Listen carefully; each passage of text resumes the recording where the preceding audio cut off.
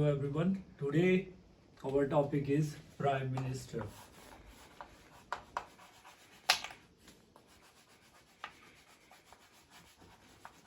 प्रधानमंत्री। तो भाई सबसे पहले मैं आपको बताना चाहता हूँ कि जो भारत का प्रधानमंत्री है इसके बारे में संविधान के अनुच्छेद 74 में वर्णन है। आर्टिकल 74 में प्रधानमंत्री के बारे में वर्णन है। और जो प्रधानमंत्री होता है वो मंत्रिपरिषद का प्रधान होता है। और जो संविधान के अनुच्छेद 75 के अनुसार भारत के प्रधानमंत्री की नियुक्ति भारत का राष्ट्रपति करता है और यह मंत्रिपरिषद का प्रधान नेता होता है। और राष्ट्रपति इसकी नियुक्ति कैसे करता है? सबसे पहले जो लोकसभा के चुनाव होते हैं उसमें जिस भी दल को बहुमत प्राप्त होती है उसको राष्ट्रपति जो है बहुमत दल के नेता को प्रधानमंत्री के रूप में नियुक्त करता है या आमंत्रित करता है।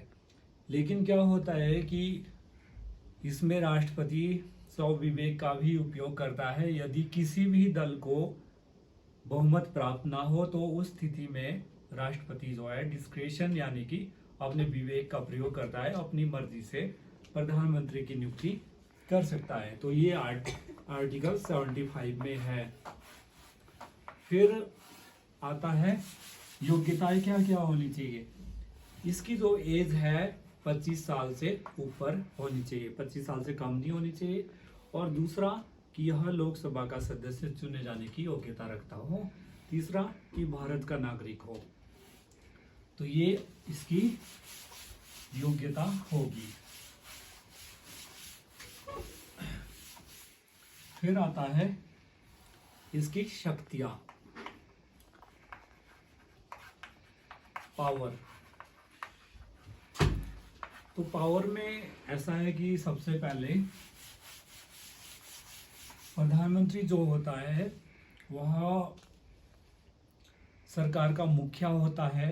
ऐसे भारत में जो है संसदीय शासन प्रणाली है, कार्यपालिका की जितनी भी शक्तियां हैं वह राष्ट्रपति में निहित होती है। लेकिन वास्तविक रूप में आप देखेंगे कि ये जो सारी शक्तियां हैं वह प्रधानमंत्री द्वारा प्रयोग की जाती है।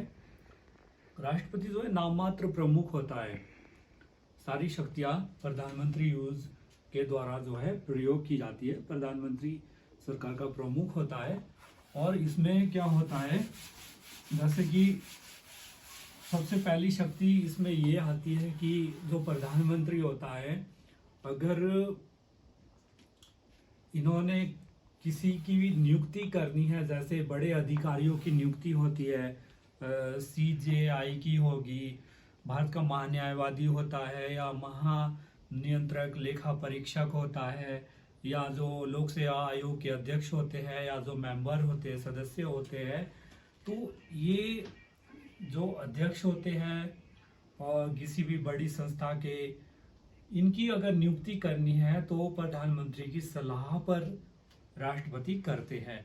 या कोई पुरस्कार देना हो, जैसे पुरस्कार है हमारे पद्मश्री है या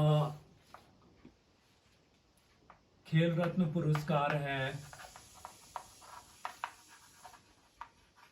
या पद्म विभूषण है, ये जितने भी पुरस्कार होते हैं इसके लिए भी प्रधानमंत्री रिकमेंड करते हैं। फिर राष्ट्रपति उसको, जिस व्यक्ति का नाम प्रधानमंत्री देंगे उसको ही वह पुरस्कार राष्ट्रपति द्वारा दिया जाता है।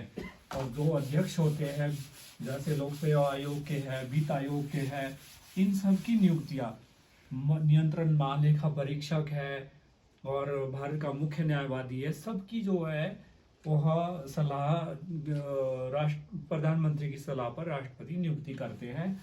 और फिर क्या होता है कि प्रधानमंत्री जो है मंत्रिपरिषद का प्रमुख होता है, तो वह अपनी जो पार्टी है उनको एकजुट रखने के लिए पार्टी के एक सचेतक के रूप में कार्य करता है, अनुशासन में रखता है अपने दल के नेताओं को।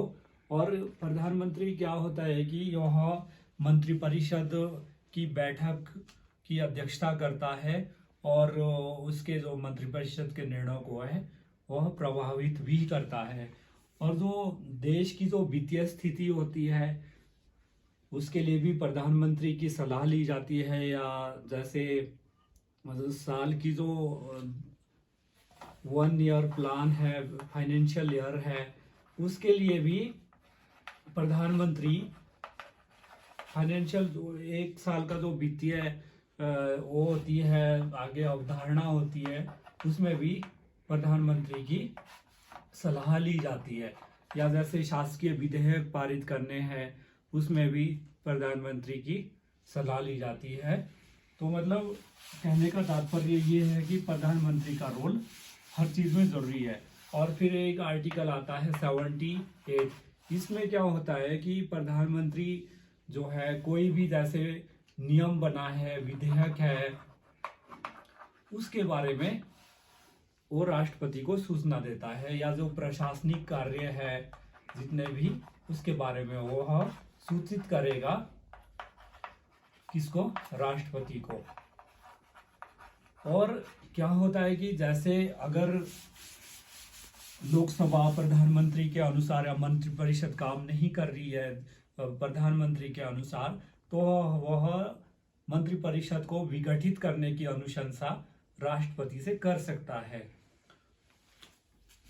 तो ये सारी जो है प्रधानमंत्री की पावर है।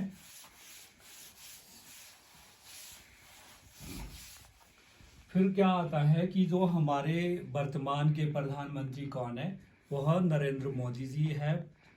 और भारत के जो पहले प्रधानमंत्री थे वह पंडित जवाहरलाल नेहरू जी थे। और प्रथम जो गैर कांग्रेसी प्रधानमंत्री थे वह मोरारजी देसाई थे। तो ये सारी चीजें आपने याद रखनी है। और एक आता है वीपी सिंह। वीपी सिंह पहले ऐसे प्रधानमंत्री थे जिनको कि अविश्वास प्रस्ताव द्वारा हटाया गया था। और फिर इसके बाद एक टॉपिक आता है उप प्रधानमंत्री। उप प्रधानमंत्री के बारे में ऐसे संविधान में कोई भी वर्णन नहीं किया गया है, लेकिन समय समय पर जैसे जरूरत पड़ी है तो उप प्रधानमंत्री की भी नियुक्ति की गई है। सरदार वल्लभ भाई पटेल वो भारत के पहले उप प्रधानमंत्री थे। मैं आपको बताना चाहूँगा कि जो उप प्रधानमंत्री होते हैं वह कैबिनेट मंत्री के रूप में ही शपथ लेते हैं और उनके कार्य या शक्तियाँ भी सेम होती है। लेकिन अगर जैसे प्रधानमंत्री अनुपस्थित है तो उस स्थिति में जो है उप प्रधानमंत्री ही मंत्रिपरिषद की अध्यक्षता करता है। मोरारजी देसाई पहले ऐसे उप प्रधानमंत्री रहे जो जिन्होंने आगे जाके प्रधानमंत्री के रूप में कार्य भी किया है। तो ये हो गया। इसके बाद क्या आता है कि मंत्रिपरिषद आती है। मंत्रिपरिषद का जो वर्णन है वह भी 74 में ही है। इसमें क्या है कि जो राष्ट्रपति को आगे कार्य करने के लिए, अपने कार्यों का निर्वहन करने के लिए एक मंत्रिपरिषद की जरूरत होती है। मंत्रिपरिषद की स्थापना की गई है जो कि समय समय पर राष्ट्रपति को सलाह देती है कार्य निर्वहन करने में। और जो मंत्रिपरिषद का प्रमुख होता है वो प्रधानमंत्री होता है। जो भी लोकसभा का बहुमत दल का नेता होता है तो उसको प्रधानमंत्री नियुक्त किया जाता है। और इसमें क्या होता है कि